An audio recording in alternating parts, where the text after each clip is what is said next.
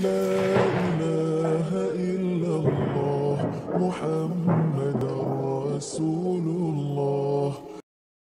Selama dia punya hak untuk masuk surga dengan keberadaan iman yang ada dalam hatinya, maka dia masih bagian dari wali Allah, meskipun imannya sangat kecil dalam hatinya. Faman kana mu'minan, maka siapa yang beriman lillahi taqiyan, dan dia punya takwa kepada Allah, kanallahu lahu waliyan, maka Allah menjadi walinya. Wa fihi minal walayati biqadri imanihi wa taqwahu, dan dia memiliki tingkatan kewalian sesuai dengan tingkatan iman dan ketakwaannya kepada Allah. Bisa jadi ada orang yang punya tingkatan kewalian sangat rendah, ada yang lebih tinggi lagi, dan begitu seterusnya. Ini yang disebut dengan walayah al-ammah, wali Allah dalam makna yang lebih luas, dalam cakupan yang lebih luas. Sehingga berdasarkan makna ini, siapapun yang hadir di masjid dalam rangka melaksanakan sholat jamaah dan dia mukmin bukan munafik, maka insya Allah mereka adalah wali Allah, Auliaur Rahman, meskipun bisa jadi berada di posisi tingkatan tidak sebagaimana wali-wali Allah yang lainnya. Lalu beliau mengatakan, wa ammal walayatul khassah, sedangkan wali Allah yang cakupannya lebih sempit, dimiliki oleh orang-orang pilihan, fahiyal qiyamu lillahi bijami'i huquqihi, itu adalah orang yang dia menjalankan semua hak-hak Allah. Wali Allah dengan cakupan yang lebih sempit adalah orang yang menjalankan semua hak Allah. Wa itharuhu ala kulli ma siwahu fi jami'il ahwal, lebih mendahulukan Allah daripada yang lainnya dalam setiap keadaan. Sehingga dia berusaha dalam aktivitas yang dia lakukan kembali kepada Allah Subhanahu wa taala. Dia tinggalkan pekerjaan dalam rangka untuk salat. Dia tinggalkan sesuatu yang haram karena Allah nggak suka dengan ini.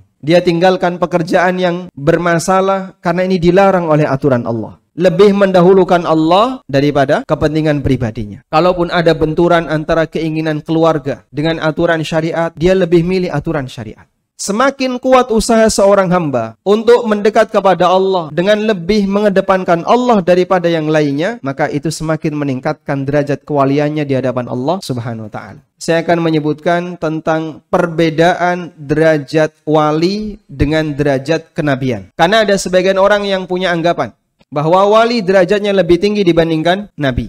Dan ini dipahami oleh sebagian kelompok sufi. Dan kita tidak setuju dengan pendapat seperti ini. Mereka berdalil Nabi Musa alaihissalam diperintahkan oleh Allah untuk belajar kepada siapa? Khidir. Lalu mereka punya anggapan Khidir wali, sedangkan Musa nabi. Dan seorang murid dalam posisi ini dengan guru lebih tinggi mana? Guru. Berarti wali lebih tinggi dibandingkan nabi. Tapi pendapat ini salah. Pendapat ini salah. Yang benar, Khidir adalah seorang nabi dan bukan wali.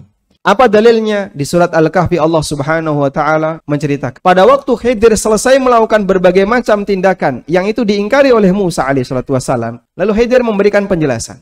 Di akhir penjelasan Khidir mengatakan apa? Wa ma fa'altuhu an amri. Aku lakukan ini bukan karena keinginan pribadi. Artinya apa? Murni perintah Allah Subhanahu wa taala. Dan seorang wali tidak mendapatkan wahyu. Karena itu penting bagi kita untuk memahami perbedaan antara wali dengan nabi, sehingga kita bisa memposisikan sesuai dengan porsinya. Semua orang soleh, mukmin yang bertakwa adalah wali. Dan nabi bagian dari wali.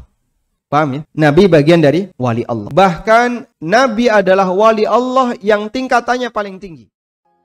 Berikut ini kesimpulan yang kita ambil dari pemaparan guru kita. Semoga Allah Subhanahu wa taala merahmati. Sampai bertemu dalam pembahasan berikutnya dari sudut pandang Al-Quran dan Sunnah. Akhir kata dari admin, terima kasih atas atensinya. Kesempurnaan hanyalah milik Allah dan kekurangan ada pada manusia. Mohon maaf jika ada kesalahan, silahkan tulis di kolom komentar.